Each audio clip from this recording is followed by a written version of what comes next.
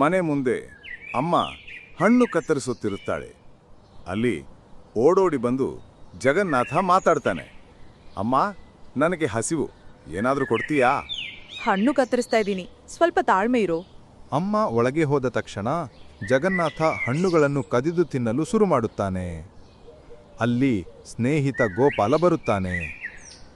ಏ ಜಗನ್ನಾಥ, ಅಮ್ಮ ತಿನ್ಬೇಡ ಅಂತ ಹೇಳಿದ್ರಲ್ಲ. ಜಗನ್ನಾಥ ನಗುತ್ತಾ, ಅಯ್ಯೋ ನಾನು ಜಗನ್ನಾಥ, ಹಣ್ಣು ನೋಡ್ರೆ ತಾಳ್ಮೆ ಇರೋದಿಲ್ಲ.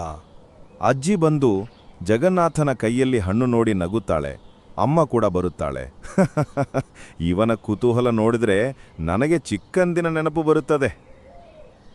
ಅಯ್ಯೋ ಜಗನ್ನಾಥ, ನೀನು ಮತ್ತೆ ಕದಿಯದೇ ಎಲ್ಲರೂ ಕೂತು ಹಣ್ಣು ತಿಂತಾರೆ. ಹರ್ಷಭರಿತ ವಾತಾವರಣ. ಅಜ್ಜಿ, ಜಗನ್ನಾಥನ ಕುತೂಹಲಕ್ಕೂ ಹಂಚಿಕೊಳ್ಳುವ ಮನಸ್ಸಿಗೂ ಜೈ. ಆದ್ರೆ ನಾನು ಜಗನ್ನಾಥ, ಸ್ವಲ್ಪ ಕರಿಯದೇ ಇದ್ರೆ ಮಜಾ ಬರುವುದಿಲ್ಲ. ಈ ಜಗನ್ನಾಥ ಸ್ಕಿಟ್ ನಿಮಗೆ ಇಷ್ಟವಾದ್ರೆ ದಯವಿಟ್ಟು ಲೈಕ್ ಮಾಡಿ, ಸಬ್ಸ್ಕ್ರೈಬ್ ಮಾಡಿ.